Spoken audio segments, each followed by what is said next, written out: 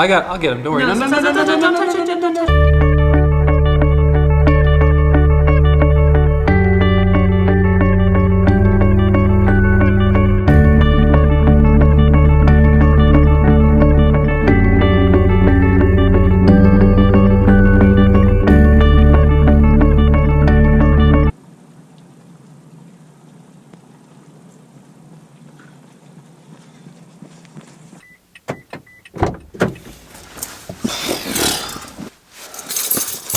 It is currently,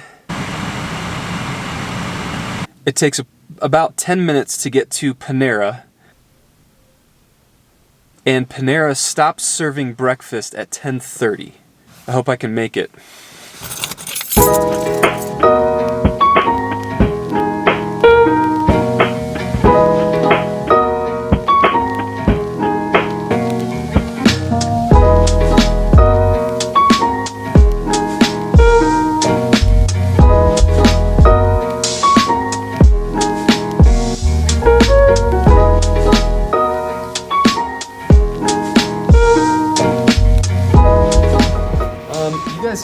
Are you not serving breakfast anymore? Is it past the time? Yeah. Oh, okay, gotcha. No worries. Right, just missed the cutoff there. No breakfast, but I got something. There are just a few things in life that I feel like I'm really good at, and one of them is being on time to stuff. So I'm really upset that I missed breakfast at Panera this morning. It's cold today too.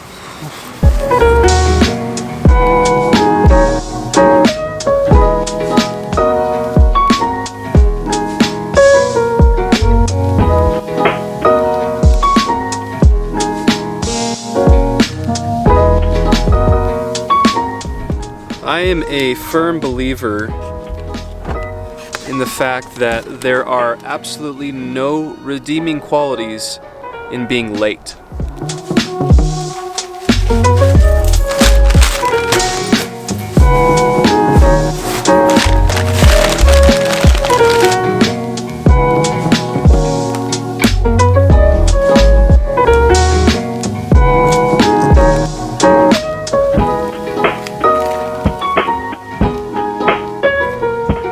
Maybe there are some redeeming qualities.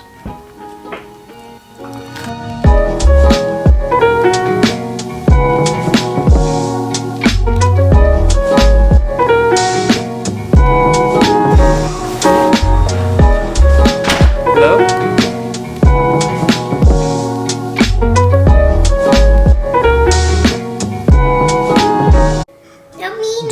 Do you find any redeeming qualities in being late?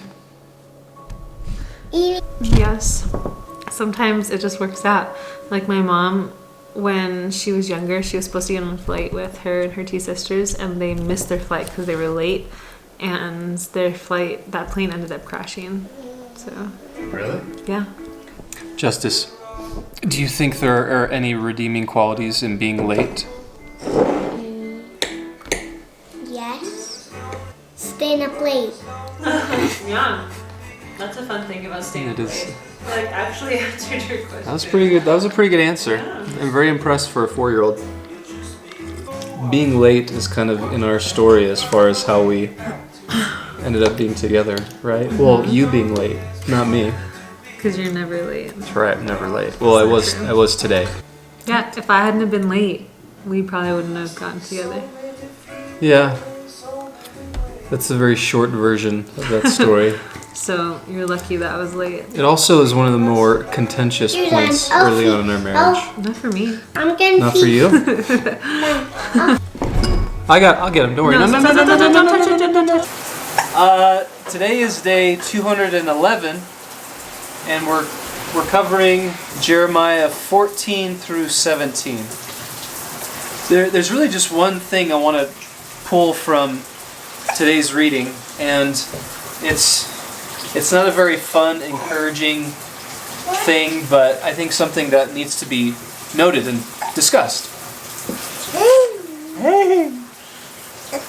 There is a really interesting thing happening in our reading today where God, he's just so fed up with the people of Judah's sinfulness that, as they're experiencing the consequences of their sin, God, he brings a drought, and as a result of the drought, they actually cry out to the Lord, but that God's response is that he doesn't hear their cry, he doesn't heed their cry.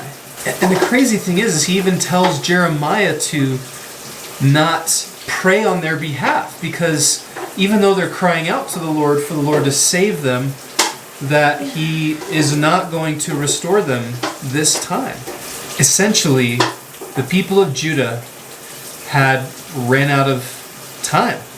That it was too late for the people of Judah because of how sinful they were and how they did not turn to or go to God. Whoa!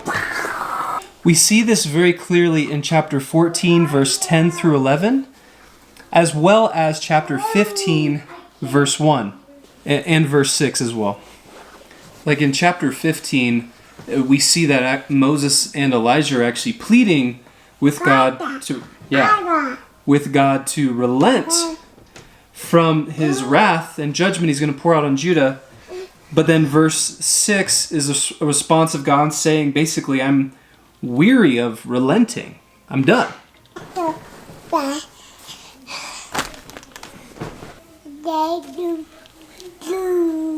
Look, no bueno. No bueno.